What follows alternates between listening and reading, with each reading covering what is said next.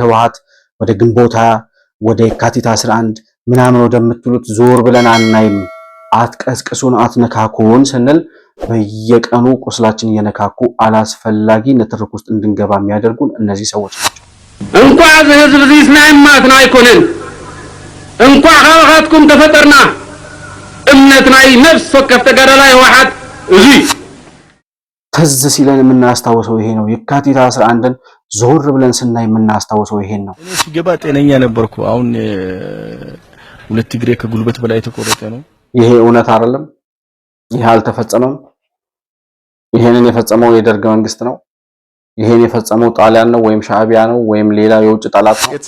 Under what classic Marxist, would you believe Marxist theory calls internal colonialization. The Tigrayan regime is attempting to colonize the rest of Ethiopia.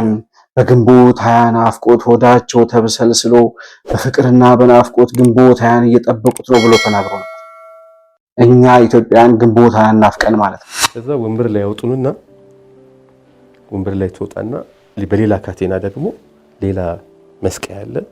እዛ መስቀያ ላይ እንደዚህ ይላል። የካቲት 11 ልክ ወርቅ ተነጥፎበት እንደነበር ኢትዮጵያውያን በቧንቧችን ወተትና ማር እየተላከልን እንጠጣና ጠግበን እንኖር እንደነበር ቻው ትርፍ የሚበላ የነበረ ብዙ የሚበላ የነበረ ግለሰብ ቡድን ኤኒባዲ አንድ ወቅት ላይ አይ አሁንስ እኩል እንብላ ስትለው በቃ በገመድ ነው። ህወሓት ከሌለ የትግራይ ህዝብ የለም።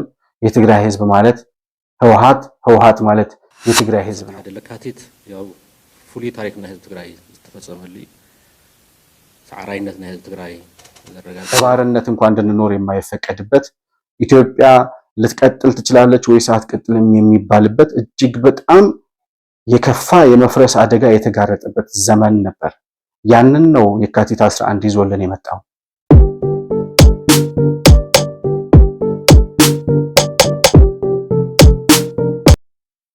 ሰላም ለእናንተ ይሁን። የተከበራችሁ የመሆን መልቲሚዲያ ቤተሰቦች እንደምን አላችሁ? ብሩክ የሾርቅ አሰፋ ነኝ። ከመሆን መልቲሚዲያ የዛሬውን ፕሮግራማችንን ይዘን ቀርበናል። በዛሬ ፕሮግራማችን በህወሓት ዘንድ ወይም ደግሞ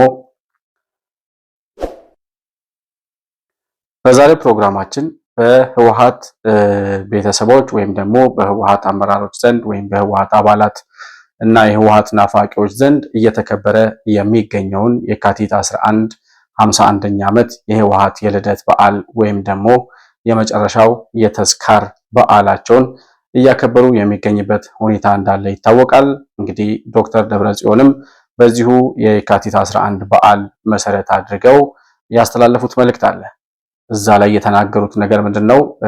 ዶክተር ደብረጽዮን ዋናው ለትግራይ ህዝብም ሆነ ለህወሓት የሚጠቅመው ጉዳይ ወደ የካቲት 11 መንፈስ መመለስ ነው ሲሉ ተናግረዋል። እኛም ዛሬ ትኩረት የምናደርገው በዚህ ዶክተር ደብረጽዮን በተናገሩት ርዕሰ አንቀጽ ላይ ይሆንና ወደ የካቲት 11 የምንመለሰው ምን ለማግኘት ነው የሚል ጥያቄ እናነሳለን። በዚሁ ጉዳይ ላይ እየተወያየን ነው ቆይታ የምናደርግ የሚሆነው።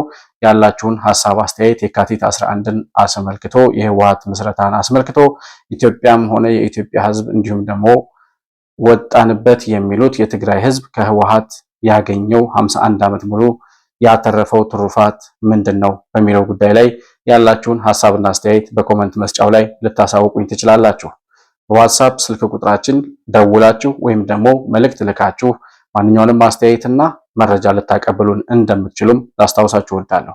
መሆን መልቲሚዲያን ላይክ፣ ሰብስክራይብ እና ሼር ማድረጋችሁን አትርሱ። በሱፐር ቻት እና በሱፐር ስቲከር ድጋፍ ልታደርጉልን እንደምትችሉም እያስታወስኩኝ ከፕሮግራማችን ጋር አብራችሁ እንድትቆዩ በአክብሮት እጋብዛለሁ።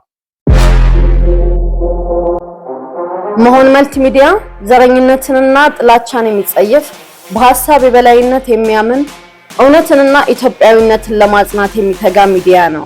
መሆን መልቲሚዲያን በሱፐር ቻት እና በሱፐር ስቲከር እንዲሁም በገንዘብ መደገፍ የምትችሉ መሆኑን በአክብሮት እንገልጻለን።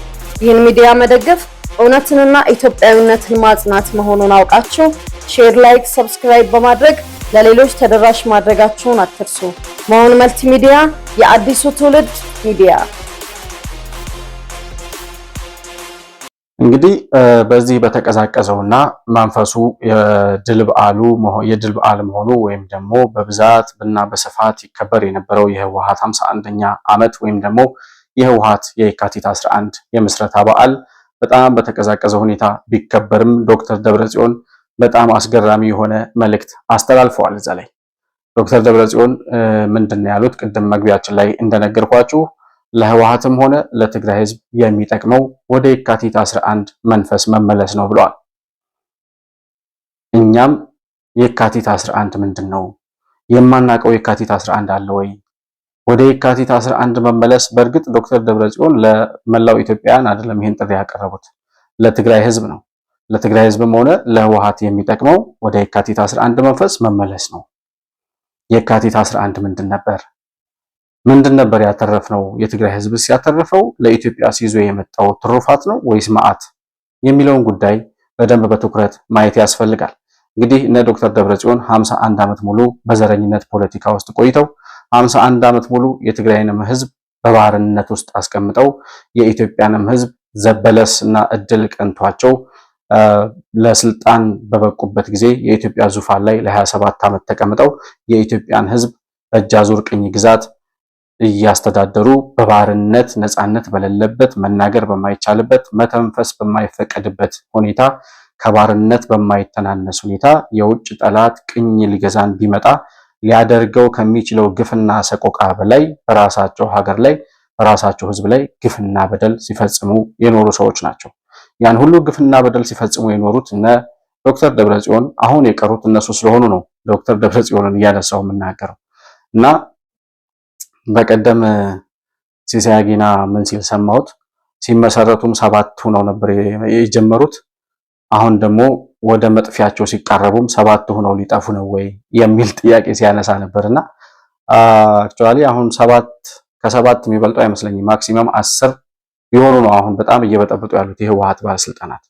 እና እነዚህ ሰዎች 51 ዓመት ሙሉ በዚህ የዘረኝነት ፖለቲካ ውስጥ የትግራይን ህዝብ እንደ መጠቀሚያ ካርታ ተጠቅመው እንደ ጆከር የፈለጉበት ቦታ ላይ እያስገቡት ለዘረኝነቱ የትግራይ ህዝብ ለዘረኝነት ጥያቄ ሲነሳባቸው በትግራይ ህዝብ እያሳበቡ በዝርፊያና በሌብነት ሲጠየቁም የትግራይ ህዝብ እንደተጠየቀ እንደተሰደበ አድርገው እያወሩ መሸሸጊያና መጠጊያ ከለላ ባጡበት ጊዜ ወደ ትግራይ ህዝብ ሂደው የሚሸጎጡበትን ሁኔታ ሲያመቻቹ፣ በትግራይ ህዝብ ሲነግዱ፣ በትግራይ ህዝብ ሲሸቅሉ፣ በትግራይ ህዝብ ስም ሌላውን ኢትዮጵያውያንን ሲያሳድዱ፣ ሲገርፉና ሲገድሉ እንዲሁም የኢትዮጵያን ሀብት ሲመዘብሩ ኖረው 51 ዓመት ሙሉ አንድ ጠብ የሚል ነገር ሳይሰሩ ለሀገር ለትግራይም ህዝብ ንጹህ ውሃ እንኳን ማቅረብ ባልቻሉበት ሁኔታ ከ27 ዓመት የስልጣን ቆይታ በኋላ ከዙፋናቸው ላይ ሲፈነገሉ መጨረሻ ላይ 27 ዓመቱን ማልበቃቸው ብሎ አሁን የለውጡ መንግስት ከመጣ ወዲህ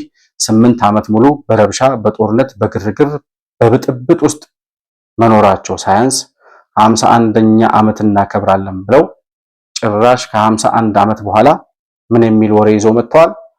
51ኛ ዓመታችን ያልተመለሱ የትግራይ ህዝብ ጥያቄዎችን የምንመልስበት፣ ያልፈጸምናቸውን አደራዎቻችን የምንፈጽምበት ዕለት ይሆናል ሲሉ ተናግረዋል። መበል 51 ዓመት የካቲት 11 እንትንዝክር ካብ ታሪክ የካቲት 11 ተማሂርና ቶም ዘይተመሉ ዕማማት ክምልእ ሓድሽቲ ጠለባት ህዝቢ ትግራይ ከምኡ ክንፍጽም ቃልና እንሕድሰሉ ትግራይ ይሃሉ ካብ ትግራይ ወፃእ ከም ትግራዋይ ፈተና ሓድሽ ፈተና እውን መፂና ኣሎ ዝፀንሐ ፈተና እናሃሎ ተወሳኺ ፈተና ንሓድነትና ዝዘርጉ ዝፅንሑ ኣለዉ ድሕረታት ኣለዉ ከባቢነታት ኣለዉ ኣብ ውሽጢ ኣብ ግዳም እዚአን ተቃሊስና ክንእርም ግዜ እውን የለን ሓድነትና ስጢምና 11 ለካቲት ያው ፍሉይ ታሪክ ናይ ህዝቢ ትግራይ ዝተፈፀመሉ እዩ ሳዕራይነት ናይ ህዝቢ ትግራይ ዘረጋገፀ እዩ ህዝቢ ትግራይ ብዙሕ ነገራት ሓሊፉ መሰሉ ርሑቕ ዘረጋገፅ ምዃኑ ዘመስከረት እያ ታሪክ ዝስራሕ ብህዝቢ እዩ ትማልን ብህዝቢ እዩ ሎምን ፅባሕን እውን ዝስራሕ ብህዝቢ እዩ ህዝቢ ትግራይ ታሪኩ ዝሕድሰሉ ኩነታት ተፈጢሩ ኣሎ ኢና ንብል 51 ዓመት ሙሉ ያልመለስከው ጥያቄ 51 ዓመት ሙሉ ያልፈጸምከው አደራ ምን ስትሰራ ነበር የሚል ጥያቄ የሚያነሳ ሰው መኖር አለበት እዚህ ጋር። ነገር ግን ይህን ጥያቄ የትግራይ ህዝብ ይጠይቃቸዋል በቅርቡ ብዬ አስባለሁ። ዶክተር ደብረጽዮን ግን ሲቀጥል ምንድን ነበር የተናገሩት? የካቲት 11ን ክብረ በዓል የምስረታ በዓላቸውን ሲያከብሩ ወደ የካቲት 11 የመመለስ ወይም ወደ የካቲት 11 መመለስ ለትግራይ ህዝብም ለህወሓትም የሚጠቅመው መንገድ እሱ ነው ብለዋል። ወደ የካቲት 11 ስንመለስ የምናገኘው ጉዳይ ምንድን ነው? ምን አግኝተን ኖረን ምን አትርፈን ከየካቲት 11 አሁን ተመልሰን ወደ የካቲት 11 ተመልሰን እንድናይ የሚያስገድደን ጉዳይ ምንድን ነው? ዞር ብለን የካቲት 11 1967 ዓመተ ምህረትን ስንመለከት የምናየው ነገር ምንድን ነው? እድገትና ብልጽግና፣ ልማትና የተትረፈረፈ ህይወት፣ በአንድነቷ የጸናች የተረጋጋች ሀገር ወይስ በብጥብጥ በዘረኝነት በንካ ስላንትያና በጥላቻ ፖለቲካ የተሞላች ልትፈርስ ጫፍ ላይ የደረሰችውን ኢትዮጵያ ነው የምንመለከተው። አንድ ባንድ ህወሓት የሰራቸውን እንዲሁም ደግሞ የኢትዮጵያ ህዝብ እንዲሁም የትግራይ ህዝብ ራሱ ከየካቲት 11 ያገኛቸውን የህወሓት ትሩፋቶች አንድ ባንድ መመልከት እንችላለን። በመጀመሪያ ደረጃ ህወሓት ይዞት የመጣው ትርክት ብሔርተኝነትና ተገንጣይነት ነው። በራሱ ሀገር ላይ የትግራይ ህዝብ ኢትዮጵያን በመመስረት ሂደት ውስጥ እንደ ማንኛውም ኢትዮጵያዊ እኩል ድርሻ ከዚያም ሲያልፍ ደግሞ በመስረታው ሂደት ውስጥ ግንባር ቀደም ሆኖ ኢትዮጵያን የመሰረተ ኢትዮጵያን ያቆመ ከጠላት ጋር ሲዋጋ ከጠላት ጋር ሲጋደል ኖሮ ዳር ድንበሩን አስከብሮ ታላቋን ኢትዮጵያን በነፃነት ካስከበሩ ኢትዮጵያን መካከል የትግራይ አባቶችና አያቶቻችን ይጠቀሳሉ። ይህንን የመሰረታትን ሀገር ያንተ አይደለችም ብሎ ይዞ የመጣው የህወሓት ትርክት የተሳሳተው ትርክት የትግራይን ህዝብ ምን አደረገው? ኢትዮጵያ ቅኝ ገዣችን ናት እንጂ እኛ ኢትዮጵያውያን አይደለንም የሚል ፖለቲካ ይዞ መጣ። ይሄ ነው የካቲት 11 ያተረፈው እና አሉላ አባ ነጋ የተጋደሉበትን ቀይ ባህር ዳር ድንበሬ ነው፣ የተፈጥሮ ዳር ድንበራችን ቀይ ባህር ነው፣ ፈረሴ ቀይ ባህርን ሳይጠጣ አይመለስም ብሎ ከጣሊያን ጋር ሲዋጋ የኖረውን የአሉላ አባ ነጋ እትብት በተቀበረበት አገር ላይ የተወለዱት እነዚህ የእናት ጡት ነካሽ የሆኑት ህወሓቶች ምን የሚል ትርክት ይዘው መጡ? ኢትዮጵያ ቅኝ ገዣችን ናት እንጂ የትግራይ ህዝብ ኢትዮጵያ አይደለም። ወላጅ አባታቸው ኢሳያስ አፈወርቂ ይዞት የተነሳውን ትርክት እነሱ ማውለብለብ ጀምረው ነው የትግራይን ህዝብ ወደ ዘረኝነት ወደ ተገንጣይነት እና ኢትዮጵያ ሀገር አይደለችም ወደሚል ስነ ልቦና እንዲያጋድል ያደረገው የህወሓት የካቲት 11 ይዞት የመጣው በሽታ ነው እና በዚህ የዘረኝነት ፖለቲካ የትግራይን ህዝብ በተለይም ደግሞ በሌላው ኢትዮጵያዊ ዘንድ እንዲጠላ ያደረጉበት እነሱ የራሳቸውን ግሩፕ ፈጥረው ሲዘርፉ ሲገድሉ ሌላውን ኢትዮጵያዊ ሲያሳድዱና ሲያጎሳቁሉ በትግራይ ህዝብ ስም በመነገዳቸው ሌላው የትግራይ ህዝብም ልክ ከስልጣኑ ተጠቃሚ የሆነ ይመስል ከህወሓት ያተረፈ ይመስል በሌላው ህዝብ ዘንድ እንደ ህወሓት ባለስልጣናትና እነሱ እንዳፈሯቸው ልማታዊ ባለሀብቶች ተደርጎ እንዲቆጠርና ህወሓት ከሌለ የትግራይ ህዝብ የለም፣ የትግራይ ህዝብ ማለት ህወሓት ማለት የትግራይ ህዝብ ነው የሚል ፖለቲካ ይዞ መጥተው ዛሬ ለደረስንበት ዛሬ ለገባንበት ሰቀቀን የዳረጉን የነዚህ ሰዎች የዘረኝነት ፖለቲካ ነው። እነ መለስ ዜናዊ ይህን የዘረኝነት ፖለቲካ ይዘው ሲመጡ ኢትዮጵያዊነት እንዲኮሰምን ኢትዮጵያዊ ነኝ ብሎ መናገር ወንጀል እንዲሆን መታወቂያችን ላይ በዘርና በብሔር የተከፋፈለ ማንነት እንዲጻፍ ኢትዮጵያዊ ነኝ እኔ ከአማራም ከኦሮሞም የተወለድኩ ከሲዳማ ከወላይታ የተወለድኩ ሁለትና ከዛ በላይ ማንነት ያለኝ ሰው ነኝ በማንኛው ብሔር ነው የምጠራው ብለው የጠየቁ ኢትዮጵያውያን ግማሾቹ ስላሴ ጀርባ እንዲተኙ ግማሾቹ ከሀገር ተሰደው እንዲሄዱ አብዛኞቹ እንዲገረፉና እንዲታሰሩ ምክንያት ሆኗል። ይሄ ነው የካቲት 11 ትሩፋት። ይሄ ነው ህወሓት ይዞልን የመጣው። ወደዚህ ነው የምንመለሰው። ወደ የካቲት 11 እንመለስ ሲል ደብረጽዮን ወደዚህ የዘረኝነት ፖለቲካ ኢትዮጵያዊነት ወንጀል ወደሚሆንበት ኢትዮጵያዊነት ወደሚያሳፍርበት ኢትዮጵያዊነት አንገት ወደሚያስደፋበት ወደሚያሳስርበትና ወደሚያስገድልበት ማንነት ወይም ዘመን ነው የምንመለሰው። ይሄ ይናፍቃል። ይሄ የሚናፍቀው ሰው አለ። ይሄ የሚናፍቀው ሰው ህወሓትና የህወሓት ተጠቃሚ የሆነ ሰው ብቻ ነው። ምክንያቱም በዛ የዘረኝነት ፖለቲካ ውስጥ ከህወሓት ጋር አብረው ተጣብቀው በህወሓት ፖለቲካ ያተረፉ በዘረኝነት ንግድ ትርፋማ ሆነው ከራሳቸው አልፈው ቤተሰቦቻቸውን የሀብት ማማ ላይ የሰቀሉ የስብሃት ነጋ የማፊያ ቡድን ቤተሰቦች አሉ። ከነሱ ውጭ ግን በጣም ብንቆጥራቸው ማክሲመም 1000 ከማይሞሉ የትግራይ ባለሀብቶች ወይም ደግሞ ባለስልጣናት እና እነሱ ከፈለፈሏቸው ባለሀብቶች በስተቀር አብዛኛው የትግራይ ህዝብ ንጹህ ውሃ እንኳን የሚጠጣበት እድል አልነበረውም። እና መለስ ዜናዊ በይፋ የነገረን የትግራይ ህዝብ ወርቅ ህዝብ መሆኑን እንኳንም ከዚህ ወርቅ ህዝብ ተወለድኩ፣ እንኳንም ከዚህ ወርቅ ህዝብ ተፈጠርኩኝ፣ እንኳን በሩቅ እያየኋችሁ የምቀናባችሁ አልሆናችሁ፣ እንኳንም የሌላ አልሆን፣ እንኳንም የሌላ አልሆናችሁ ብሎ ነበር የተናገረው መለስ ዜናዊ። እንኳን እዚ ህዝብ እዚ ስናይማትና አይኮነን እንኳን ካብኻትኩም ተፈጠርና እምነት ናይ ነፍስ ወከፍ ተጋዳላይ ህወሓት እዚ እንኳን ካብኹም ተረኸብና እንኳን ናይ እማትና አይኮንኩም እንኳን ማዕዲና እናርአና ንቀለልኩም አይኮንኩም። ይሄ ሰውዬ ነው የኢትዮጵያ መሪ ሆኖ እስከ 2003 ድረስ የቆየው ከ83 ዓመተ ምህረት ጀምሮ። ሌላው ኢትዮጵያዊ ለሱ አፈር ነው። ሌላው ኢትዮጵያዊ የሆነ ነገር ነው። የትግራይ ህዝብ ብቻ ነው ለሱ ወርቅ ህዝብ። የትግራይ ነፃ አውጪ ግንባር ሆኖ የኢትዮጵያ ስልጣን ላይ መጥቶ የተቀመጠው ህወሓት የሚባለው አሸባሪ ቡድን ሌላውን ኢትዮጵያዊ በዚህ ደረጃ ያንተ መሪ አይደለሁም፣ እኔ እንኳንም ከትግራይ ተፈጠርኩ ብዬ በትግራዊነት የምኮራ ኢትዮጵያን ለመዝረፍና ለማጨፋጨፍ ለማከፋፈልና ለማፍረስ የመጣው የሀገር ውስጥ ቅኝ ገዥ ነኝ ትግራዊ በመሆኔ እንጂ የትግራይ ተወላጅ የትግራይ ህዝብ አካል በመሆኔ እንጂ ኢትዮጵያዊ በመሆኔ የምኮራ ሰው አይደለሁም ብሎ ነው የተናገረው መለስ ዜናዊ። ሳይፈራ ሳይጠረጥር አምባገነንነት ልቡን ነፍቶት ያኔ የኢትዮጵያ ህዝብ በቀይ ሽብርም በደርግ 17 ዓመት የጦርነት ዘመንም በጣም ተስፋ የቆረጠበት ዘመን ስለነበር አብዛኛው የሚጠይቁት ጠያቂ የሆኑት ተስፋ ቆርጠው ከሀገር ተሰደው ወጥተዋል። ግማሾቹ ታስረዋል፣ ግማሾቹ ተገለዋል። የፖለቲካ መድረኩን ለብቻው የተቆጣጠረው ህወሓት በህዝብ ላይ በሀገር ላይ እንደዚህ ሲፈነጭ ነው የኖረው። የትግራይ ህዝብ ወርቅ ነው ወርቅ አይደለም እሱ አይደለም ጥያቄ። ማንኛውም የሰው ዘር ማንኛውም የሰው ልጅ ወርቅ ህዝብ ነው ተብሎ ሊጠቀስ እንደሚችል አምናለሁ፣ መጠቀስም አለበት።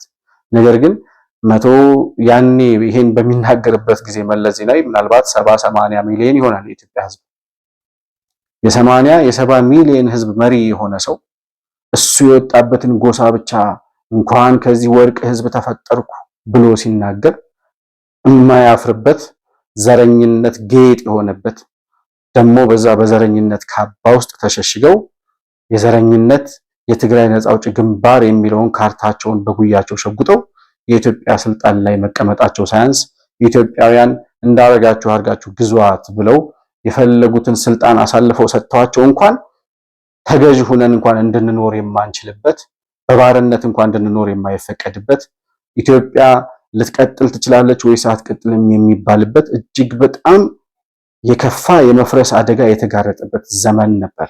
ያንን ነው የካቲት 11 ይዞልን የመጣው። ይሄን ነው ወይ የምንናፍቀው? ለዚህ ነው ወይ ወደ የካቲት 11 የምንመለሰው? እነ ደብረ ጽዮን መጥተው የኢትዮጵያ ዙፋን ላይ ተቀምጠው እንደገና እንዲዘርፉ፣ እንደገና ኢትዮጵያን እንዲከፋፍሉ፣ እንደገና ኢትዮጵያውያን ከ27 ዓመት የትግል ዘመን በኋላ የተቀዳጀነውን ነፃነት እንደገና በህወሓት ቀንበር ውስጥ እንደገና ሊጫንብን የባርነት ቀንበር ህወሓት ሊጭንብን ድጋሚ ወደ የካቲት 11 የምንመለሰው ለዚህ ነው። ደብረ ጽዮን ተመለሱ እንመለስ እያለ ያለው የትግራይን ህዝብ በዚህ ደረጃ ነው። ይህንን ሲያወሩ አለማፈራቸው፣ ይህን ሲናገሩ አለመጠርጠራቸው ይገርመኛል። እኔ በጣም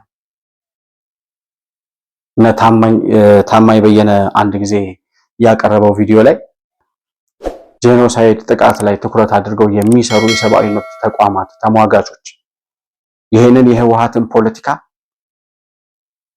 በራሳቸው መንገድ አጥንተው ተንትነው የደረሱበት መንገድ ኢትዮጵያ በውስጥ በሀገር ውስጥ ቅኝ ግዛት እየተገዛች ነው ብለው የተናገሩበትን ቪዲዮ ታማኝ በየነ አንድ ጊዜ ከሲሳይ አጌና ጋር ባደረገው ኢንተርቪው ያስተላለፈውን አስታውሳለሁ። በሌላ በኩል የጄኖሳይድ ዋች የሚባለው ፕሬዚዳንት ዶክተር ግሬጎሪ ስታንተን ይህን ጉዳይ What we have right now going on in Ethiopia is what under classic, and this is very interesting that it's under this classic theory, it's under what classic Marxist, would you believe, Marxist theory calls internal colonialization. The Tigrayan regime is attempting to colonize the rest of Ethiopia.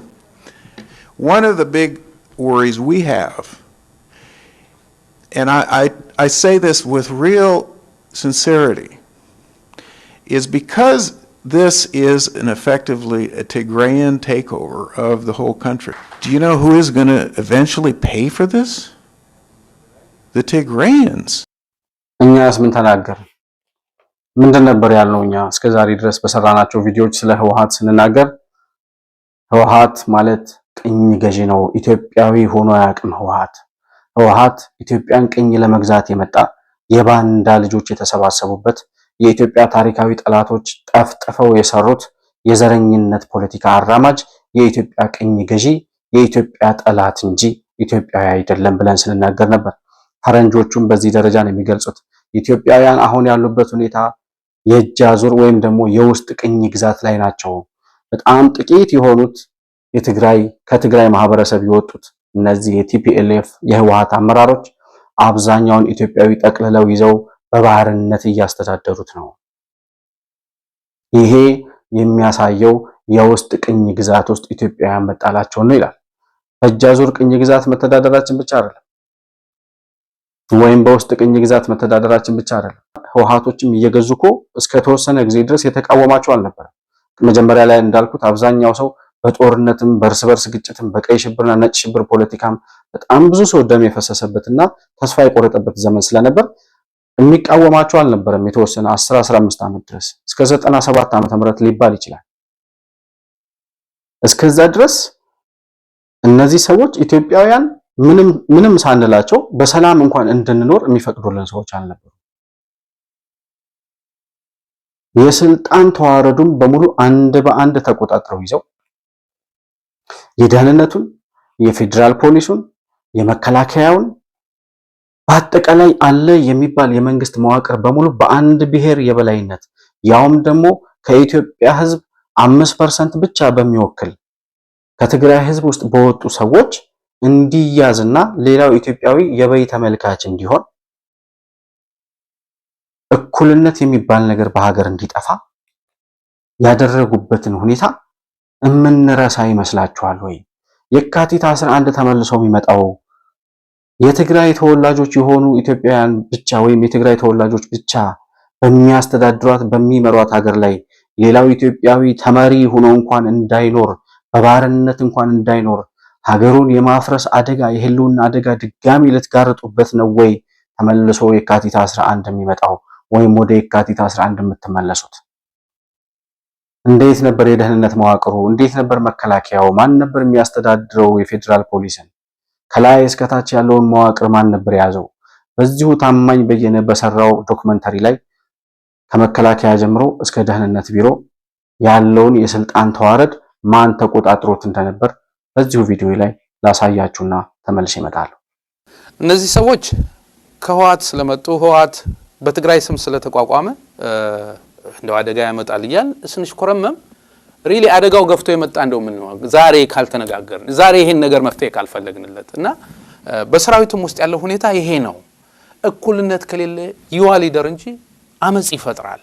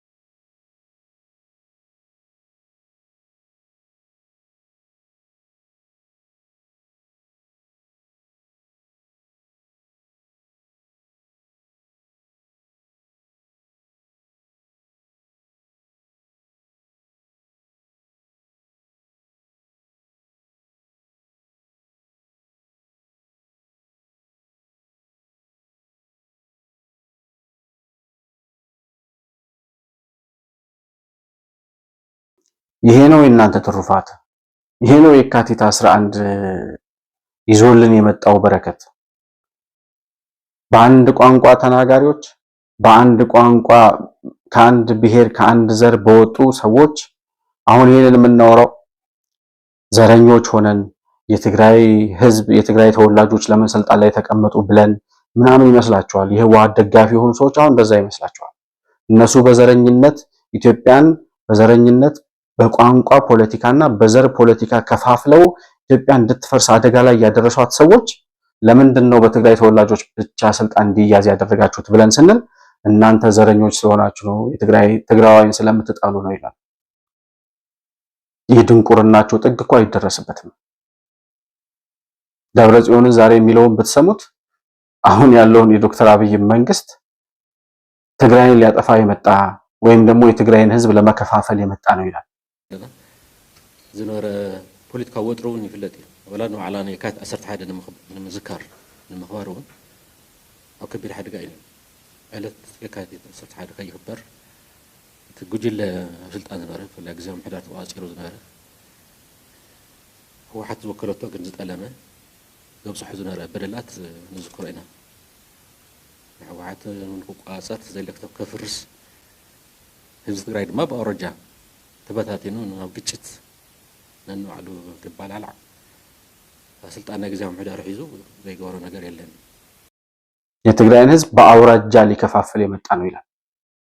በጣም እኮ ነው የሚያሳፍሩት። የትግራይን ህዝብ ብቻ አይደለም መላው ኢትዮጵያዊን በአውራጃነት ከዛም አልፈው በጎጥ እና በገበሬ ማህበር የከፋፈሉት በየመንደሩ ሰው ሁሉ በየመንደሩ እንዲያስብ ያስገደዱት የህወሓት ባለስልጣናት አሁን ያለውን የለውጥ መንግስት የዶክተር አብይን አንድነት የሚያቀነቅነውን ስለ ኢትዮጵያዊነት የሚያወራውን መንግስት ትግራይንና የትግራይን ህዝብ በአውራጃነት ለመከፋፈል የመጣ ነው ይላል። እና የህወሓትን የዘረኝነት ፖለቲካ በዚህ ደረጃ ስልጣኑን ሁሉ ተቆጣጥረው የኢትዮጵያን አለ የሚባል ከመከላከያ ከደህንነት ከፌዴራል ፖሊስ ሌላውን በሙሉ የመንግስት መዋቅር በበላይነት ተቆጣጥረው እኛ ያልመራናት ሀገር ትፈርሳለች፣ ሌላው ኢትዮጵያዊ ሁለተኛ ሶስተኛ አራተኛ ዜጋ ነው በተዋረድ አንደኛ ዜጋ ወርቅ የሆነው ህዝብ የትግራይ ህዝብ ነው የሚባልባት ኢትዮጵያ እንድትመጣ ነው ወይ የካቲት 11 ተመልሶ ይመጣው? ነጌታቸው አሰፋ እንዲፈነጩብን እንደነመለስ ዜናዊ አይነት ዘረኞች ዛሬም እነሱን የተኩት እነ ደብረጽዮን እንደገና መጥተው በኢትዮጵያ ፖለቲካ ላይ በኢትዮጵያውያን ጫንቃ ላይ ተቀምጠው እንደገና ያንን የዘረኝነት ፖለቲካ እንደገና በትግራይ ተወላጆች ብቻ የምትሞላና የምትመራ ሀገር እውን እንድትሆን ነው ወይ የካቲት 11 ተመልሶ ይመጣው? በጣም በሚያስገርም ሁኔታ ጀነራል ዮሐንስ ከኤንቢሲ ቴሌቪዥን ጋር የነበራቸውን ቆይታ የተመለከትኩ ነበር። ከትላንት ወዲያ ወይ ትላንት አዲስ የሰጡት ኢንተርቪው አለና እዛ ላይ ምን ይላሉ? አሁን እነ ደብረጽዮን ወይም ህወሓት ይላሉ እኩል ሆኜ አልኖርም ወይም በእኩልነት አልበላም፣ እኩል እንብላ፣ እኩል እንኑር፣ እኩል እንተዳደር ሲባል እኩልነትን አልፈልግም፣ አብሬ አልበላም፣ በጋራ አልበላም ወይም አልካፈልም፣ ለብቻዬ ነው መብላት የምፈልገው ብሎ የኢትዮጵያን ሀብት የኢትዮጵያን ስልጣን በሙሉ ለብቻው መቆጣጠር የሚፈልግ ሰው ነው። እንደዚህ እንደሚሞቱ ግልጽ ነው። ጋዶ አንድ አባባል አለ። ለብቻው ትርፍ የሚበላ የነበረ ብዙ የሚበላ የነበረ ግለሰብ፣ ቡድን፣ ኤኒበዲ አንድ ወቅት ላይ አይ አሁንስ እኩል እንብላ ስትለው በቃ በገመድ ነውቂ ነው የሚል። እኛ ጋር የገጠመው ነገር በአንድ በኩል ለብቻው ትርፍ መብላት የለመደ እኩል እንብላ ለውጥ የኢትዮጵያ ለውጥ የገባኝ በቃ እስቲ ለውጡም እንደዚህ እንበልና እኩል እንብላ ለጊዜው እኩል፣ ሌላ ደግሞ ለብቻው የሚበላ ከመጣ በሂደት የሚታይ ነው።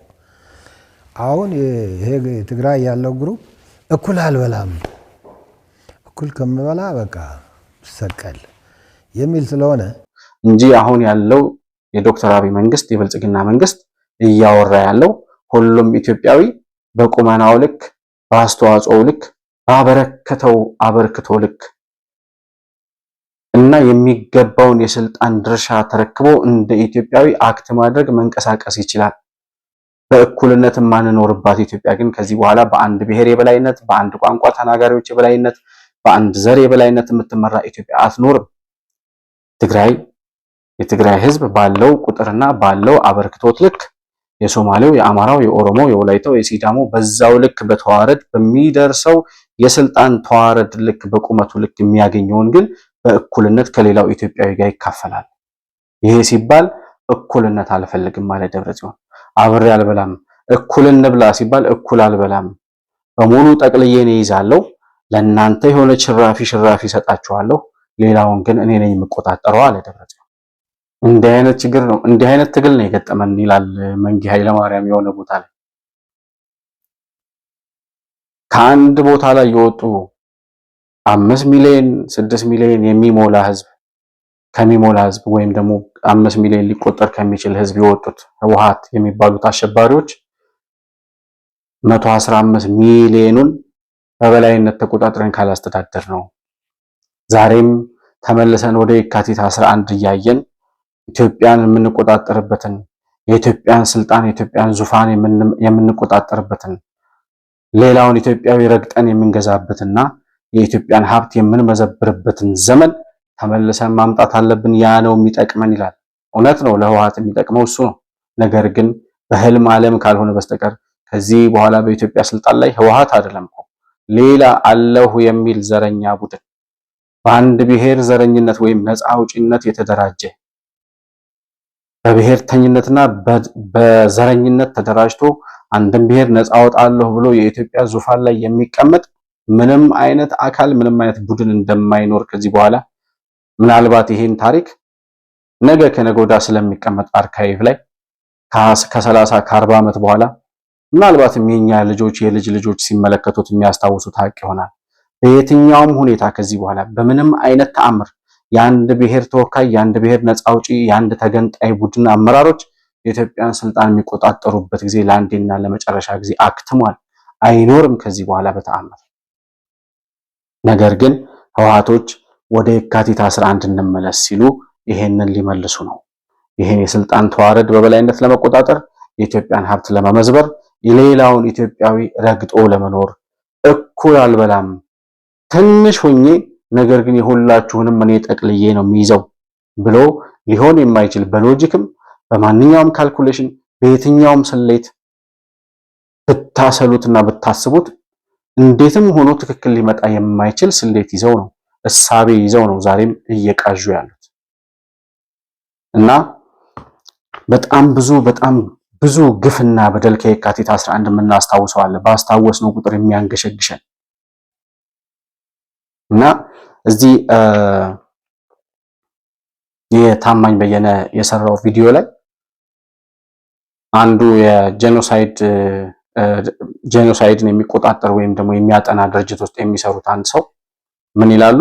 ይሄ የዘረኝነት ፖለቲካ እነዚህ በጣም ትንሽ ከሆነ ቁጥር ውስጥ ወይም ደግሞ በቁጥር ከሚያንስ ብሔር ውስጥ የወጡት የህወሓት ባለስልጣናት ሌላውን ኢትዮጵያዊ በሙሉ ተቆጣጥረው ሲኖሩ በሩዋንዳ የተፈጸመው የዘር ፍጅት በኢትዮጵያ ሊከሰት እንደሚችልና ያም አደጋ ደግሞ የትግራይ ተወላጆችን ሊያጠቃና ሊያጠፋ እንደሚችል ያኔ ተናግረው ነበር።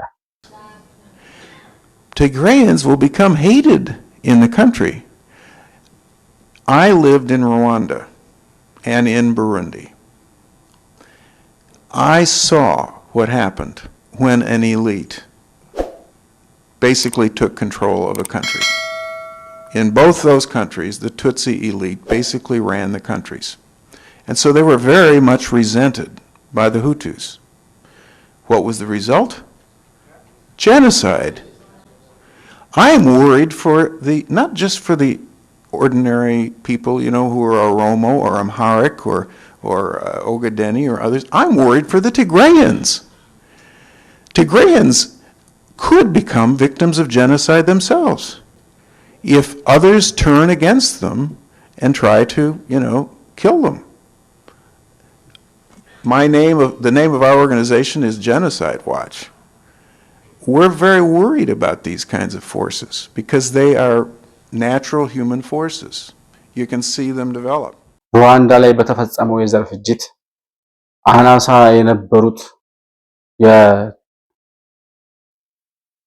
በጣም ትንሽ ቁጥር የነበራቸው ብሔሮች ሌላውን ጠቅልለው ያስተዳድሩ የነበረበት አውድ ተፈጥሮ ነው ሁቱና ቱትሲዎች እርስ በርሳቸው እንዲጨፋጨፉ የተደረገው። እጅግ በጣም አሰቃቂ እጅግ በጣም ከባድ የሆነ ለማስታወስ እንኳን የሚከብድ ሰቆቃ የተፈጠረው አናሳ በነበሩ በጣም በቁጥር በሚያንሱ ሰዎች ሌላው አብዛኛው ሰው ይተዳደር ስለነበር ነው። የስልጣን ተዋረዱን፣ ኢኮኖሚውን፣ ፖለቲካውን፣ ባንኩንም ታንኩንም በሙሉ ተቆጣጥረው ሌላውን ህዝብ ሊያስተዳድሩ የሞከሩት እነዛ አናሳ ቁጥር የነበራቸው ሰዎች መጨረሻ ላይ ህዝቡ ሲከፋውና ገንፍሎ ሲወጣ ጉዳዩ በነዛ ስልጣን ላይ በነበሩ ሰዎች ላይ ነው የዘር ፍጅት የተፈጸመው። እና በኢትዮጵያ ውስጥ እንደዚህ አይነት የዘር ፍጅት እንዳይፈጠር ያ የዘር ፍጅት ከተፈጠረም ደግሞ ህወሓቶች ከላይ እስከ ታች በበላይነት ተቆጣጥረው እያስተዳደሩ እንደመሆናቸው መጠን የትግራይ ህዝብ ተጠቃሚ እንደሆነ አድርገው ህወሓት ማለት የትግራይ ህዝብ ነው፣ የትግራይ ህዝብ ማለት ህወሓት ነው እያሉ የሚተርኩት ትርክት ስላለ የትግራይን ህዝብ ሰለባ ያደርጉታል፣ አደጋ ተጋርጦበታል የትግራይ ህዝብ ላይ ብለው ይናገሩ ነበር። ይሄንን ስንናገር ይሄንን የሚሰማ ሰው አሁን ምናልባት በነደብረ ጽዮን ካምፕ ውስጥ ያሉት ሰዎች አሁንም ለትግራይ ህዝብ ያላችሁ ጥላቻ ነው ብለው እንደሚያላዝኑ ይገባኛል። ነገር ግን እውነታው ኢትዮጵያውያን ፈሪሃ እግዚአብሔር ያለን እጅግ በጣም በይቅርታና በሆደ ሰፊነት የምንኖር ዛሬ በ20 በ30 ዓመት የተፈጠረውን የዘረኝነት ፖለቲካ ሳይሆን ከዛ በፊት የነበረውን የተዋለድነውን የተዛመድነውን የተጋባነውና የተጋመድነውን ስለምናስታውስ ሳንጠፋፋ ሳንገዳደል ቀረን እንጂ እንደ ህወሓት ሴራ እንደ ህወሓት ድግስ በተለይም ደግሞ ለትግራይ ህዝብ እንደደገሰለት ድግስ ዛሬ እነ ደብረ ጽዮን እንደዚህ ቆመው የሚያወሩበት እድል አይኖራቸውም ነበር።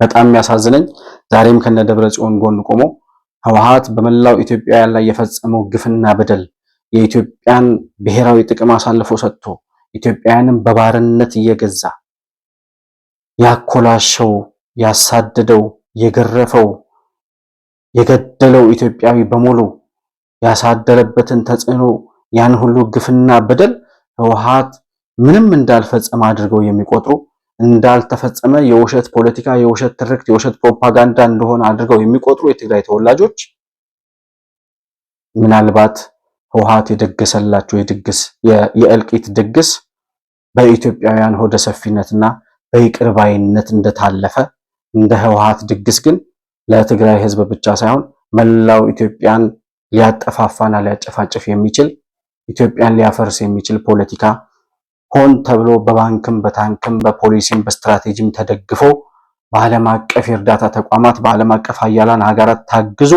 የተሰራው የእልቂትና ኢትዮጵያን የማፍረስ አደጋ በኢትዮጵያውያን የመቻል የይቅር ባይነት መንገድና በፈጣሪ እርዳታ የተሻገርነው አደጋ ነው። ወደ የካቲት 11 ዞር ብለን ስናይ የምናየው ነገር የተደገሰልን እልቂት ምን ያህል የከፋ እንደነበር፣ ኢትዮጵያ ልትፈርስ ምን ያህል ጫፍ ላይ ደርሳ እንደነበር፣ ኢንተርሃሙን የሚያስንቅ ደም መፋሰስ በኢትዮጵያ ምድር ላይ እንዲፈጠር ህወሓት ቀን ከሌት ሲሰራ የኖረ ድርጅት መሆኑን የካቲት 11 ትሩፋት የሚያስታውሰን ሀቅ ነው።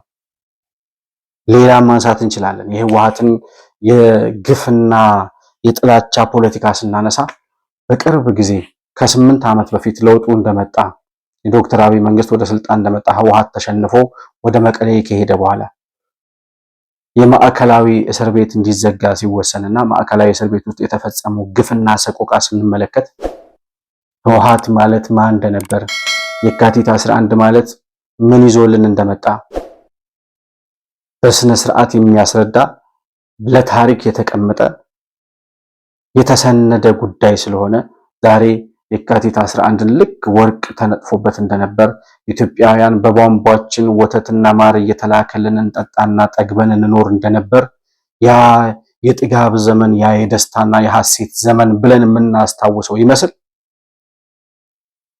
ቁስላችንን እየነካኩ ሌላ ነገር እንድናወራ የሚያደርጉን ሰዎች አሉ። ስለዚህ ምናልባት የምንረሳ መስሏቸው ከሆነ የማዕከላዊ እስር ቤት ውስጥ እንዲሁም በቅሊንጦና በሸዋሮቢት እስር ቤቶች ምን ይፈጸም እንደነበር የግፉ ሰለባዎች እነ ሚስባህ ክድር እንዲሁም ማዕከላዊ እስር ቤት ውስጥ ሁለት እግሩን የቆረጡት እነ ጌታቸው አሰፋ ምን አይነት በደልና ሰቆቃ ይፈጸም እንደነበር ከራሳቸው አንደበት የሚነግሩን ሰምተን ተመልሰን መጣል። ከባድ ጉዳት ደርሶብኛል። ያው የዘር እንትኔን አፍሰውኛል። ብልቴ ላይ ያለውን ነገር በቃ በጥቅሙጭ አድርገውኛል። ግራግሬ ፓራዛይት ነው። አሁን ያለውበት እያነከስኩ ነው ያለሁኝ፣ አንጠልጥዬ ነው ያለሁኝ። እኔ ሲገባ ጤነኛ ነበርኩ። አሁን ሁለት እግሬ ከጉልበት በላይ የተቆረጠ ነው እና ይሄ እኔ እንጃ ይሄን እንዴት እንደምገልጽ እንደምችል ፔኑ በጣም ትልቅ ነው። አሁን በካቴና ምን ደረግ ነበር መሰለ? በካቴና እንደዚህ እንታሰር ነበር። በካቴና ከታሰርን በኋላ ይሄ ደግሞ ጣታችን ለብቻ በገመድ ይታሰራል፣ በክር በጣም በቀጭን ክር ይታሰራል እና ይሄ ሊፈነዳ ነው የሚደርሰው ደም ስለማይተላለፍ ማለት ነው። ከዛ ወንበር ላይ ያወጡንና ወንበር ላይ ተወጣና በሌላ ካቴና ደግሞ ሌላ መስቀያ አለ። እዛ መስቀያ ላይ እንደዚህ እንሰቀላለን። ይሄ እውነት አይደለም። ይሄ አልተፈጸመም። ይሄንን የፈጸመው የደርግ መንግስት ነው። ይሄን የፈጸመው ጣሊያን ነው ወይም ሻዕቢያ ነው ወይም ሌላ የውጭ ጠላት ነው። ዜጎችን በዚህ ደረጃ ጥፍራቸው እስኪነቀል እየተነቀለ እንዲሰቃዩ ያውም ወታደር የነበረ ልጅ ነው አንዱ። ሚስባህ ክድር የፍቅር ያሸንፋል ማህበር መስራች ምን አይነት ግፍና ሰቆቃ ይፈጸምበት እንደነበር ሰምታችኋል። መጀመሪያ ክንዳቸው ላይ እዚህ መጀመሪያ ጫፍ ላይ ሰንሰለት ይታሰራል። ከዛ ጣታቸው ላይ የብቻ ይሄ አውራ ጣታቸው ተለይቶ በክር ይጠመጠማል። ከዛ ሲቀጥል እጃቸው የፊጥኝ ታስሮ እንደዚህ ሰንሰለት ላይ በሰንሰለት ተሰቅለው አንድ ሰንሰለት፣ አንድ እስር፣ አንድ ግርፋት፣ አንድ ሰቆቃ አልበቃ ብሎ ይህን ሁሉ ግፍና መከራ ይፈጽም የነበረው ህወሓት የሚባለው የካቲት 11 ላይ የተወለደው የግፍና የሰቆቃ ጠማቂ ወይም ወላጅ አባት ነው። ይህንን ማንኛው ቅኝ ገዢ ቢመጣ የትኛው ጠላት ቢመጣ ኢትዮጵያ ላይ እንደዚህ አይነት ግፍና በደል ሊፈጽም ይችላል? ምን አይነት ሰቆቃ ሊፈጽም ይችላል? ከዚህ በላይ ሰው እንዴት በራሱ ህዝብ ላይ እንደዚህ አይነት ሰቆቃ ይፈጽማል? ምን ማለት ነው? ያለምንም ማስረጃ፣ ያለምንም ጠያቂ፣ ያለምንም ክስ ዓመት፣ 2 ዓመት፣ 3 ዓመት፣ 4 ዓመት እስር ቤት ውስጥ የሚቆዩትን ሰዎች ወያኔ ረስቷቸው የሚቀመጡትን ሰዎች ተዋቸው። ታስረው ሰቆቃ የሚፈጽምባቸው እነ ሚስባህ ክድር የሚናገሩት ይሄ እኮ ማሳያ ነው። 27 ዓመት ነው የቆየው ህወሓት። 27 ዓመት ሙሉ ያልሰማናቸው በየእስር ቤቱ የሞቱ ሲገረፉ የተገደሉ በሰቆቃ ህይወታቸውን ያጡ ቆዳቸው እየተተለተለ ጥፍራቸው እየተነቀለ ብልታቸው እየተኮላሸ እንዳይወልዱ የተደረጉ እንዲሁም ደግሞ የተለያየ ግፍና በደል የተፈጸመባቸው ሴት እህቶቻችን፣ ሴት ታሳሪዎች የሰው ልጅ እንኳን አይደለም ሴት ልጅ ላይ የማንኛውም አይነት ጠላት ላይ ቢሆን ሊፈጸም የማይችል ግፍና በደል ሲፈጽም የኖረ ፓርቲ ነው ህወሓት። ትዝ ሲለን የምናስታውሰው ይሄ ነው። የካቲት 11ን ዞር ብለን ስናይ የምናስታውሰው ይሄን ነው። ያለፈው በደል ይብቃ፣ በይቅርታ እንሻገር፣ ለኢትዮጵያ የሚጠቅም ከሆነ ኢትዮጵያ እስከዛሬ ከመጣችበት ሰቆቃና በደል ከተደገሰላት የጥፋት ድግስ ትተርፍ ከሆነ በቃ በይቅርታ እንዝጋው። እስከዛሬውን የዘረፋችሁትንም ውሰዱት፣ የገደላችሁትንም አፉ ብለናል፣ ነፍስ ይማር ብለን እናልፋለን። ጀግኖቻችንን በምናስታውሰው መንገድ እናስታውሳለን። ህወሓት እንዲሸነፍ ዋጋ ለከፈሉ በ27 ዓመቱ መስዋዕት ለሆኑ ኢትዮጵያውያን። ነገር ግን የዘረፋችሁትንም የገደላችሁትንም አናነሳም፣ ይዛችሁ ተቀመጡ ብለን ይቅር ብንል እንደገና ወደ የካቲት 11 እንመለስ እያሉ እየፎከሩ ነው። አንዳንዴ ለሰይጣን ይቅርታ አይገባውም ይባላል። ሰይጣን ይቅርታ አያውቅም። የስልጣን ጥማት ያሰከራቸው ሰይጣን የሚቀናባቸው እነ ደብረ ጽዮን አንድ ጠላት የሆነ ጠላት ላይ ሰው ከተማረከ፣ ከታሰረ፣ ከተያዘ፣ በቁጥጥር ስር ከዋለ በኋላ እንዲህ አይነት ግፍና በደል ይፈጽሙ የነበሩት ራሳቸው ኢትዮጵያውያን በገዛ ህዝባቸው ላይ ነው። ምንም ስለሆነ አይደለም። ወይ የአርበኞች ግንቦት ሰባት አባል ነህ፣ ወይ የኦነግ አባል ነህ፣ ወይ የሆነ አባል ነህ፣ ወይ የህወሓት ተቋሚ ነህ፣ የኢህአዴግ ተቋሚ ነህ እየተባለ ይሄ እንዲመጣ ነው የካቲት 11 ተመልሰን የምንመለከተው። የረሳነውን ይቅር ብለን በይቅርታ የዘጋነውን ሳጥን ምን አለባት ከፍቱት፣ ምን አለባት ታስታውሱን፣ ምን አለ ሌላ የቂም የቁርሾ ወሬ ባናወራ እና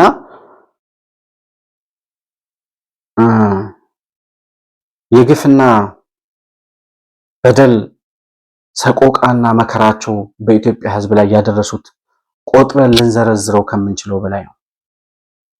የዝርፊያ ኔትወርካቸውንም ማንሳት እንችላለን። ኢፈርት በሚባል ድርጅት ውስጥ የፈለፈሏቸውን ድርጅቶች ከኢትዮጵያ ንግድ ባንክና ከኢትዮጵያ ልማት ባንክ የተዘረፉ በተዘረፈ ገንዘብ የተደራጁትን የንግድ ድርጅቶች እነ ሱር ኮንስትራክሽን፣ እነ ኢዛና ወርቅ ማዕድን፣ እነ ትራንስ ኢትዮጵያ 37 የሚጠጉ ትላልቅ ካምፓኒዎች ከኢትዮጵያ ልማት ባንክ በተዘረፈ ከኢትዮጵያ ንግድ ባንክ በተዘረፈ ሀብት 5 ቢሊዮን ብር 2 ቢሊዮን ብር 3 ቢሊዮን ብር ከኢትዮጵያ ንግድ ባንክ የማይመለስ ብድር እየተባለ ወስደው ባደራጁት የዘረፋ ኔትወርክ ሌላ ባለሀብት እንዳይዘጋጅ እንዳይሰራ እነሱን ሸር ያላስገባ እነሱ ጋር ያልተዛመደ ከነሱ ጋር ያልተሞዳሞደ እንዳይሰራ ኔትወርኩን ሁሉ ዘግተው የራሳቸውን ልማታዊ ባለሀብቶች የሚባሉ ፈጥረው በእርዳታ ስም የሚመጣውን ሀብት በሙሉ እየመዘበሩ እየሰረቁ ኢትዮጵያ ሬድ በቀይ ምልክት እስከምትጻፍ ድረስ መበደር የማትችል ሀገር ተብላ ብድር ከሌላ ሀገር እንዳይሰጣት እስከምትከለከል ድረስ ከኢትዮጵያ ሀብት በተለያዩ የንግድ ድርጅቶቻቸው የዘረፉት አልበቃ ብሎ በኢትዮጵያና በኢትዮጵያውያን ስም የተበደሩት ብድር ዛሬ የመጣው የለውጥ መንግስት ዕዳ ሆኖበት እየከፈለ ነው። ያንንም አንጠይቅም ብለን ትተናል። እነሱ ናቸው አልተውን ያሉት። እንተዋችሁ በቃ አንፈልግም፣ አናነሳም፣ አንመለስም ወደ ህወሓት ወደ ግንቦት ወደ የካቲት 11 ምናምን ወደምትሉት ዞር ብለን አናይም፣ አትቀስቅሱን፣ አትነካኩን ስንል በየቀኑ ቁስላችን እየነካኩ አላስፈላጊ ንትርክ ውስጥ እንድንገባ የሚያደርጉን እነዚህ ሰዎች ናቸው። ይቅርታ የማይገባቸው ወይ ቃሊቲ ወይ ቅሊንጦ እስር ቤት ካልሆነም ደግሞ እንደና አባይ ፀሐዬ ወደ መቃብር መውረድ የነበረባቸው ሰዎች የይቅርታ መንገድ ንቀት ፍርሃት መስሏቸው የሰላም ጥሪ ሲደረግላቸው በንቀት ምላሽ እየሰጡ ኢትዮጵያውያን ላይ የፈጸሙትን ግፍና በደል ዞር ብለን ተመልሰን እንድናይ ያስታውሱ ነው። ምንድን ነበር የተሰራው? በኢትዮጵያውያን ላይ የተሰራው የተዘረፈው ሀብት፣ የተጎሳቆለው ህዝብ፣ እንዲከስሩ የተደረጉ የንግድ ድርጅቶች እነ ሆላንድ ካር እንደ ምሳሌ ልናነሳቸው የምንችለው ከውጭ ሀገር የመኪና መገጣጠሚያ አምጥተው አገራችን ላይ እንስራ ኢትዮጵያ ውስጥ የሚገጣጠም የመጀመሪያው የቤት አውቶሞቢል መኪና እና አባይ ጣና ምናምን የሚባሉትን መኪኖች ያመርት የነበረው ሆላንድ ካር የሚባለው ድርጅት ምን ሆኖ ከሰረ? እና አዜብ መስፍን እኛን ሼር ካላስገባህ በስተቀር አትሰራ ማለት። ሌሎች ልማታዊ ባለሀብት የሚሏቸውን ሰዎች አደራጅተው ሀብቱን በሙሉ ወደ እነሱ መውሰድ የሚፈልጉት እና አዜብ መስፍን ሌላ ባለሀብት እዚህ ሀገር ላይ እንዲበቅል አይፈልጉም ነበረ። ዘራፊዎቹ እነሱ፣ ገዳዮቹ እነሱ፣ አሳሪዎቹ፣ አሳዳጆቹ፣ ሁሉን ነገር ፈላጭ ቆራጮቹ እነሱ የሆኑባት ሀገር እንድትፈጠር ዛሬም ደግሞ ተመልሰን ወደ የካቲት 11 እንመልከት ይሉናል። ወደ የካቲት 11 ስንመለስ ከመልካምነታችሁ ይልቅ ጥላቻችሁ፣ ከልማታችሁ ይልቅ ጥፋታችሁ፣ ከክብራችሁ ይልቅ ውርደታችሁ እየታየን ይቅር ብለን ያለፍነውን ቁስል ሁሉ እያስታወስን እንደገና ወደ ቂም በቀልና ወደ ቁርሾ እንድንገባ እንደምታስገድዱን ግን ልታውቁ ይገባል። በኢትዮጵያውያን ላይ የፈጸማችሁት ግፍና በደል ተዳፍኖ ይሆናል እንጂ በኢትዮጵያውያን ላይ ኢትዮጵያውያን ያፈሰሱት እንባ በእናንተ ላይ የተቋጠረው ቂም መቼም ቢሆን የማይሽር እንደሆነ እናንተም ታውቁታላችሁ። ያ ያለፈው እንዳይበቃ ይሁን ብለን ትተነው ተሻግረን እንዳንሄድ ተመልሰን ስለ በቀል ስለ ቂም በቀል እንደገና ስለ ጥላቻ እንደገና ስለ እናንተ በደል እንድናወራ የምታስገድዱን እናንተ ራሳችሁ ናችሁ። ምናልባት ይሄን የካቲት 11ን የመቀስቀስ ግንቦት ሃያን የማስታወስ ነገር ምን አይነት እርምጃ እንደሚያስወስድ ምን አይነት ጥፋት ይዞ እንደሚመጣ ስዩም መስፍን የሚባለውን የራሳችሁን ተገንጣይ መሪ ሂዱና ጠይቁት ካገኛችሁት ሲኦል። ያኔ ገና የለውጡ ሰሞን እንደመጣ የጦርነት ነጋሪት በሚጎስሙበት ጊዜ ስዩም መስፍን ስለ ግንቦት ሃያ ሲናገር ኢትዮጵያውያን በግንቦት ሃያ ናፍቆት ሆዳቸው ተብሰልስሎ በፍቅርና በናፍቆት ግንቦት ሃያን እየጠበቁት ነው ብሎ ተናግሮ ነበር። እኛ ኢትዮጵያውያን ግንቦት ሃያን ናፍቀን ማለት ነው። በዚህ ደረጃ ማንነታቸውን የማያውቁ ትንሽነታቸው የማይገባቸው ይቅር ባይነትና ሆደ ሰፊነት የማይገባቸው ለነሱ የሚገባቸው ሁልጊዜ ጠመንጃ፣ ሁልጊዜ ጥይት፣ ሁልጊዜ የጥይት ባሩድ አፍንጫቸው ላይ እንዲሸታቸው ማድረግ ብቻ ነው። በክላሽ የመጣን ሰው በክላሽ ነው የምታናግረው። በጠመንጃ የኖረን ሰው በጠመንጃ ነው የምትመልሰው እንጂ ለህወሓት የተሰጠ የቅርታ መንገድ፣ ለህወሓት የተከፈተ የሆደ ሰፊነት መንገድ ለማንም ተሰጥቶ አያውቅም። እዚህ ሀገር ላይ አይደለም በዓለም ላይ ራሱ ያለ አይመስለኝም። የሰራኸውን ግፍና በደል አናስታውስም። የዘረፋችሁትን ሁሉ አንጠይቅም። የጠፋውን ጥፋት ሁሉ በይቅርታ እንሻገር። እንደሆናችሁ ሆናችሁ ተቀመጡ። በስተርጅና ዘመናችሁ የዘረፋችሁትን እየበላችሁ አርፋችሁ ኑሩ ሲባሉ እምቢ ካልገደላችሁኝ ብሎ የሚታገል ቡድን በዚህ ምድር ላይ ኑሮ የሚያውቅ አይመስለኝም። በየቀኑ እየተቀጠቀጠ፣ በየቀኑ እየተሸነፈ፣ በየቀኑ እየተዋረደ፣ በየቀኑ እየተፈረካከሰና እየጠፋ ዛሬም የሚፎክር የመቃብር አፋፍ ላይ ቆሞ አፈር እስኪመለስበት ድረስ እየፎከረ የሚሞት አሸባሪ ቡድን እዚህ ምድር ላይ ተፈጥሮ የሚያውቅ አይመስለኝም። በአጠቃላይ የካቲት 11ን ስናስታውስ ግን የምናስታውሳቸው እነዚህን እንደሆነ መላው ኢትዮጵያዊ እንደሚያውቅ እንድታውቁ ለማስታወስ እንወዳለን። በእናንተ መቃብር ላይ ግን በህወሓት መቃብር ላይ የኢትዮጵያ ነጻነት፣ የኢትዮጵያውያን አንድነት፣ ኢትዮጵያ ላትመለስ ወደ ከፍታዋ እየወጣች ያለችበት ማንኛውም ዘረኛ ቡድን ከዚህ በኋላ ኢትዮጵያ ስልጣን ላይ ሊወጣ የማይችልበት ኢትዮጵያውያን በእኩልነት የምንኖርባት በህግ የምትመራ በህግ የምትተዳደር ህግና ፍትህ የሰፈነባት ሁሉንም ልጆቿን በእኩልነት የምታቅፍ ታላቅ ሀገር በእናንተ መቃብር ላይ እንደምንገነባና እየተገነባች እንዳለች ያችን የምትገነባ ሀገርም እየተገነባች እያያችሁ ወደ መቃብራችሁ እንደምትገቡ ልናረጋግጥላችሁ እንወዳለን። ግንቦት ሃያና የካቲት 11 ከእናንተ ጋር አብሮ ወደ መቃብር ይወርዳል። ለዛሬ የነበረኝ ፕሮግራም ይህንን ይመስላል። ማንኛውንም ሐሳብና አስተያየት ወይም ደግሞ መረጃ ልታቀብሉን የምትፈልጉ ወዳጆቻችን ከታች በምናስቀምጠው የዋትስአፕ ስልክ ቁጥራችን ደውላችሁ ልትነግሩን ወይም ደግሞ መልእክት ልትልኩልን እንደምትችሉ ላስታውቃችሁ እወዳለሁ። መሆን መልቲሚዲያን ላይክ፣ ሰብስክራይብ እና ሼር ማድረጋችሁን አትርሱ። በሱፐር ቻት እና በሱፐር ስቲከር ድጋፍ ልታደርጉልን እንደምትችሉም እያስታወስኩኝ ከፕሮግራሙ ጋር አብራችሁ ስለነበራችሁ እጅግ በጣም አድርጌ አመሰግናለሁ። በሌላ ፕሮግራም በአዲስ መረጃ እስከምንገናኝ ሰላም በያላችሁበት ለእናንተ ይሁን። መሆን መልቲሚዲያ ዘረኝነትንና ጥላቻን የሚጸየፍ በሐሳብ የበላይነት የሚያምን እውነትንና ኢትዮጵያዊነትን ለማጽናት የሚተጋ ሚዲያ ነው። መሆን መልቲሚዲያን በሱፐር ቻት እና በሱፐር ስቲከር እንዲሁም በገንዘብ መደገፍ የምትችሉ መሆኑን በአክብሮት እንገልጻለን። ይህን ሚዲያ መደገፍ እውነትንና ኢትዮጵያዊነትን ማጽናት መሆኑን አውቃችሁ ሼር፣ ላይክ፣ ሰብስክራይብ በማድረግ ለሌሎች ተደራሽ ማድረጋችሁን አትርሱ። መሆን መልቲሚዲያ የአዲሱ ትውልድ ሚዲያ